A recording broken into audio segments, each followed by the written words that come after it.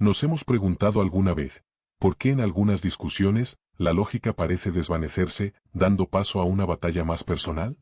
¿Y es realmente posible que el acto de ofender, a pesar de su naturaleza hiriente, pueda convertirse en una forma de arte o una herramienta estratégica? Profundicemos en el pensamiento de Arthur Schopenhauer para desentrañar estas cuestiones. La obra que conocemos como El arte de insultar no fue, en sí misma, un libro escrito por Schopenhauer con ese título, sino una antología póstuma de sus comentarios polémicos y mordaces, recopilados por Franco Volpi. Schopenhauer, un filósofo alemán del siglo XIX, es reconocido por su estilo literario mordaz y sarcástico, que utilizó para ridiculizar a quienes lo atacaban. Esta colección de injurias, mofas e insultos se presenta como armas dialécticas. Para él, el insulto era un recurso estratégico, el último recurso cuando las demás artes de la argumentación habían fracasado, especialmente si el oponente resultaba más inteligente o hábil. Su objetivo no era simplemente la ofensa, sino situar a una de las partes por encima de la otra, impulsado por un afán de superioridad que trascendía la ética. Otros filósofos y escritores han reconocido este peculiar aspecto de su obra. Jorge Luis Borges, por ejemplo, apreciaba el arte del insulto y esperaba un tratado sobre el tema, mientras que Bertrand Russell lo atacó por hipocresía, aunque dedicó espacio a su pensamiento. Adentrándonos en el análisis de cómo Schopenhauer utilizaba el insulto y que revelaba esto de su pensamiento, descubrimos varias facetas. El estilo de escritura de Schopenhauer, según Hans Betancourt, se caracteriza por ser directo y sin pelos en la pluma. Sus palabras son como dardos que hieren utilizando el veneno del humor. Schopenhauer no dudaba en llamar a los periodistas jornaleros que viven de la estupidez del público, o a los químicos con pretensiones filosóficas, boticarios y no filósofos. También condenaba el ruido, especialmente el chasquido del látigo, como el más impertinente de todas las interrupciones y el verdadero asesino de las ideas. Los críticos anónimos eran para él bribones encubiertos, serpientes que siseáis desde la oscura guardia de vuestra revista literaria de provincia, a quienes les exigía, bribón, danos tu nombre. Incluso los profesores de filosofía eran blancos de su ironía, y llegó a expresar su desprecio por la nación alemana debido a su exaltada estupidez, avergonzándose de pertenecer a ella. Para Schopenhauer, el insulto era una herramienta dialéctica sofisticada, un arte inteligente, creado y expresado con una aristocrática soberbia. Cuando la argumentación lógica fallaba o el oponente era superior, él aconsejaba abandonar el objeto de la discusión y atacar directamente a la persona del adversario, lo que llamó argumentum ad personam, apelando a su animalidad. Esta ofensiva verbal, lejos de ser un mero descontrol emocional, requería un estilo y una frescura mental que debía ser aprendida y actualizada para ser eficaz. Se usaba como una sofisticada forma de reivindicación y de consolidación de la libertad del individuo frente a la envidia o la masa descerebrada. Su dialéctica erística, o el arte de tener razón, expuesta en 38 estratagemas, no buscaba la verdad objetiva, sino la victoria en la disputa por cualquier medio lícito o ilícito. Para Schopenhauer, disputar es inherente a la naturaleza humana, impulsada por la vanidad congénita y el deseo de no perder ante los demás. Las estratagemas incluyen, por ejemplo, provocar la cólera del adversario para que pierda la capacidad de juzgar correctamente, o introducir conclusiones como si ya estuvieran aceptadas si el oponente ha concedido los casos particulares. El objetivo último era imponer la voluntad propia o el deseo sobre los demás, incluso si eso implicaba apartarse de la verdad. La utilidad de la injuria elegante, especialmente contra personas irracionales, era para Schopenhauer la de descabalgar al cretino de su tribuna y fulminarlo. Para él, una grosería vence todo argumento y eclipsa cualquier intelecto. Sin embargo, el propio Schopenhauer desaconsejaba el recurso al insulto por considerarlo un medio vulgar y un peligro que podía llevar a peleas, duelos o procesos por difamación. La moraleja que se desprende de su obra es la prudencia. Es más sabio ignorar los insultos o permanecer impertérrito, pues la mayor sabiduría se manifiesta en la serenidad frente a las injurias. No obstante, reconocía que, en algunas situaciones, era imposible retirarse o permanecer neutral, ya que ser insultado podía significar la pérdida del honor. Para él, un insulto era una calumnia sumaria, que revelaba la incapacidad del ofensor para presentar argumentos reales o verdaderos. ¿Es el insulto una manera políticamente incorrecta? Sí, en el contexto actual, el insulto es visto como políticamente incorrecto. Schopenhauer fue un precursor de esta incorrección al atacar frontalmente a filósofos, escritores, instituciones y la sociedad de su tiempo. Al analizar los insultos como fenómenos sociales y culturales, vemos que para Schopenhauer y pensadores posteriores, no son meras expresiones psicológicas de negatividad o descargas emocionales. Son, ante todo, fenómenos culturales e históricos, una forma de relación social y un acontecimiento situacional. Cada cultura tiene sus propios insultos, y conocerlos es una manera de entender dicha cultura. Su significado no se agota en la gramática o la semántica, sino en su uso y contexto cultural. Son estrategias para socavar argumentos y ganar debates.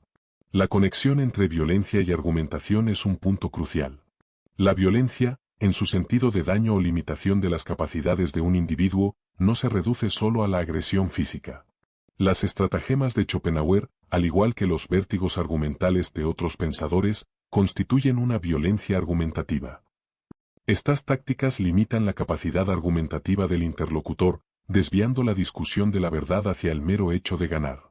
Pueden anular el repertorio argumentativo del oponente, afectando su confianza y capacidad de producir argumentos. Imponer una opinión por la fuerza, y no por la validez de las razones, es ilegítimo desde el punto de vista de la verdad. La decisión de la primera sala de la Suprema Corte, de México, respecto a la libertad de expresión, establece que los insultos no están protegidos, ya que no aportan valor a la búsqueda de la verdad ni a la crítica democrática. Se consideran absolutamente vejatorios e impertinentes. La Corte distingue entre expresiones discriminatorias, ofensa o burla, y discursos de odio, que incitan a la acción, pero ambas limitan la libertad de expresión. Se argumenta que el lenguaje tiene un poder en la creación de una realidad, pudiendo arraigar prejuicios. Sin embargo, esta decisión ha sido criticada por algunos, quienes sostienen que el problema no es el insulto en sí, sino la idea subyacente. Se argumenta que el Estado no debería lavar la boca con jabón a los ciudadanos por ser groseros, y que sería mejor invertir en la ampliación del debate democrático y en el acceso a micrófonos para que los ciudadanos puedan confrontar ideas, en lugar de silenciar.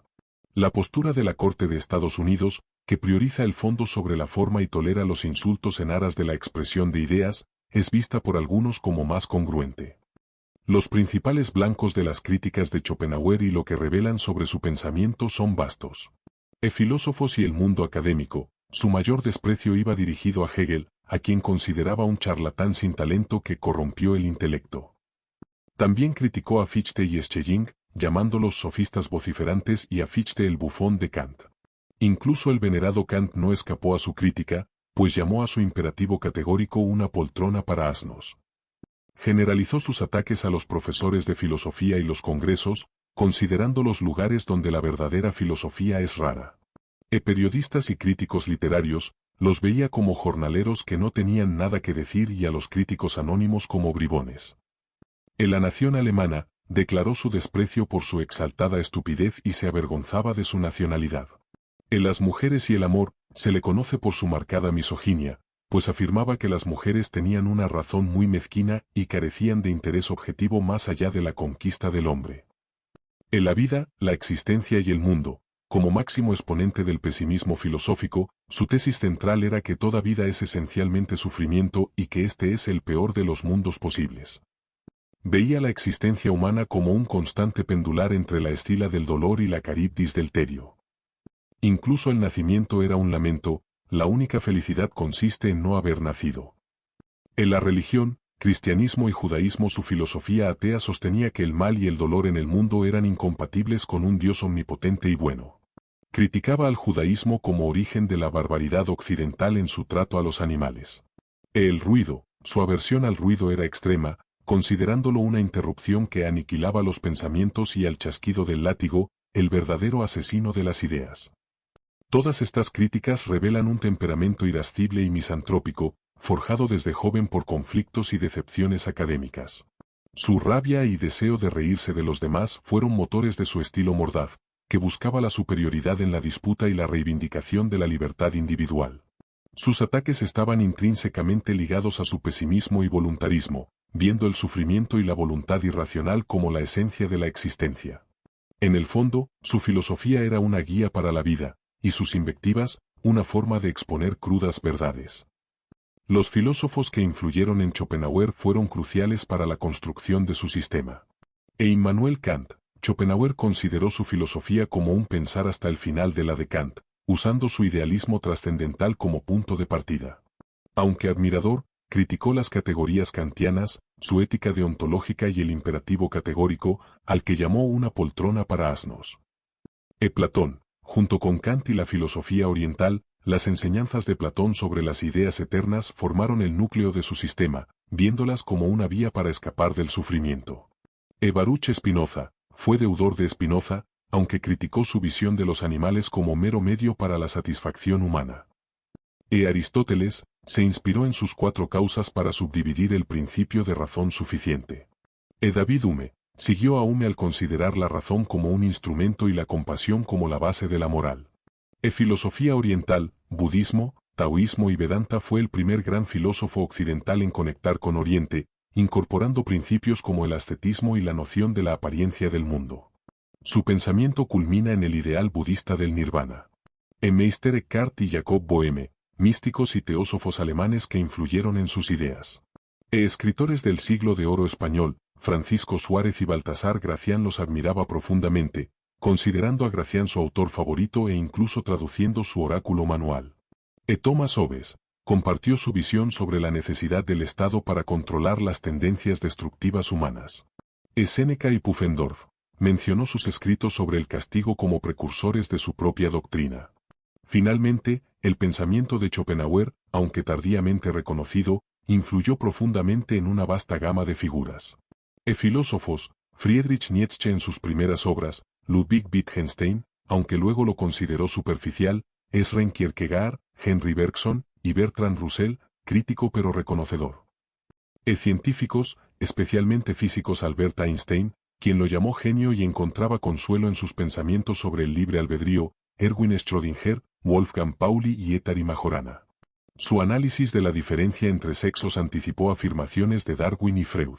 Escritores, León Tolstoy, Pío Baroja, Miguel de Unamuno, Jorge Luis Borges, Juan Carlos Onetti, Franz Kafka, Thomas Mann, fascinado por el sufrimiento, Marcel Proust, Émile Cioran y Samuel Beckett.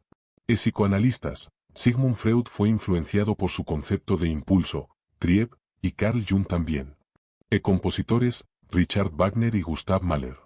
En síntesis, la filosofía de Schopenhauer, aunque no fue comprendida en su tiempo, se erige como una de las cumbres del idealismo occidental y el pesimismo profundo.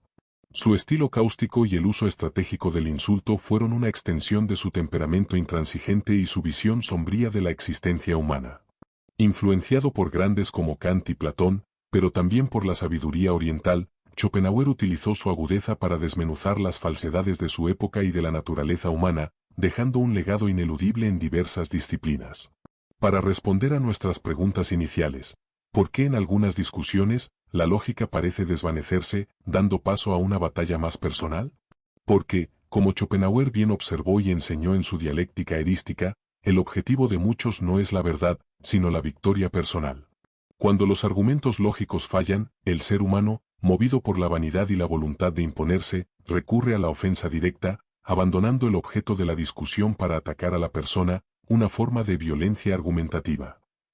¿Y es realmente posible que el acto de ofender, a pesar de su naturaleza hiriente, pueda convertirse en una forma de arte o una herramienta estratégica? Sí, en manos de un intelecto como el de Schopenhauer, el insulto se elevó a la categoría de arte inteligente. No era una descarga emocional sin más, sino un recurso calculado, el último expediente para imponerse en un debate cuando la superioridad del oponente era innegable. Sin embargo, él mismo, con su propia vida como ejemplo, advirtió sobre los peligros y las consecuencias de esta práctica. La verdadera sabiduría, a su juicio, reside en la serenidad ante las injurias, aunque reconociera que, en ocasiones, el honor exige no ignorarlas. Su filosofía, llena de invectivas, se convirtió así en un espejo de su visión pesimista y una guía, aunque poco convencional, para la confrontación en la vida.